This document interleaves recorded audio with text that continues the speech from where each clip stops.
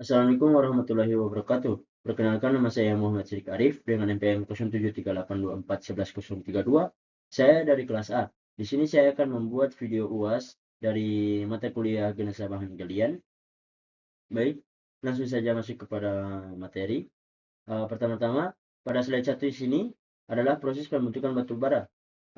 Pada proses pembentukan batu bara di sini, proses ini dimulai dari sisa tumbuhan yang hidup di daerah rawa.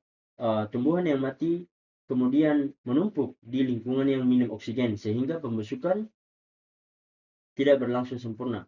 Material organik ini membentuk gambut atau peat. Seiring waktu, lapisan gambut tertimbun oleh sedimen lain.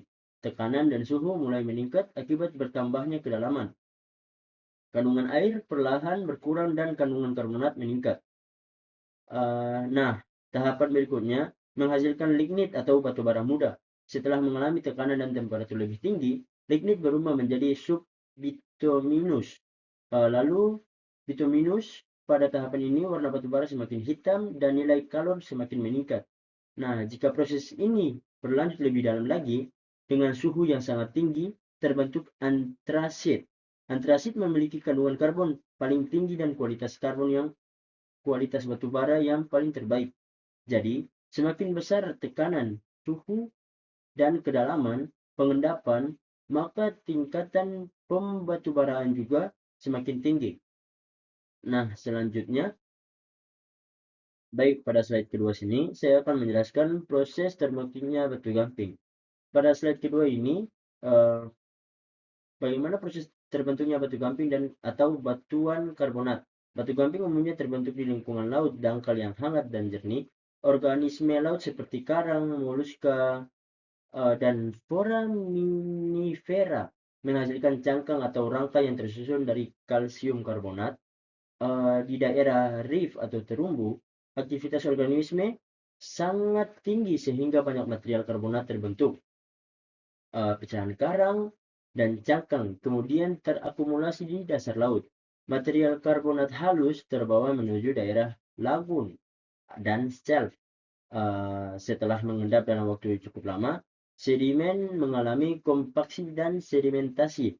Proses tersebut disebut dengan diagenesis, yaitu perubahan sedimen yang menjadi batuan padat. Dari proses inilah terbentuk batu gamping.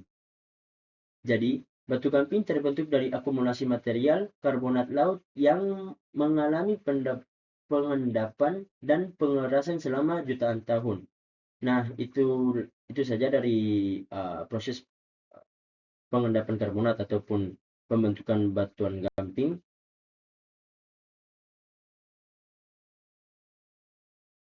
Berikutnya akan masuk ke slide yang ketiga. Pada slide ketiga ini, saya akan menjelaskan proses pengangkatan batu gamping dari dasar laut hingga menjadi bentang alam karst di daratan. Awalnya, batu gamping terbentuk di lingkungan laut sebagai platform karbonat. Setelah itu, terjadi gaya tektonik dari dalam bumi yang menyebabkan lapisan batuan mengalami pengangkatan dan pelipatan. Akibat dari tekanan tektonik, batuan karbonat terangkat ke permukaan dan membentuk struktur seperti anticline atau lipatan. Selama proses pengangkatan, batuan juga mengalami rekahan dan sesar. Rekahan ini menjadi jalur masuknya air. Ketika batu gamping sudah berada di daratan, air hujan yang sedikit asam mulai melarutkan batuan karbonat. Proses pelarutan ini berlangsung terus-menerus dan membentuk topografi karst seperti dolina, ufala, gua, ponor, dan sungai bawah tanah. Jadi, bentang alam karst terbentuk melalui kombinasi proses pengendapan karbonat di laut, pengangkatan tektonik, lalu pelarutan batuan di daratan. Baik, itu saya dari saya. Sekian, terima kasih. Wabillahi taufiq wal hidayah. Wassalamualaikum warahmatullahi wabarakatuh.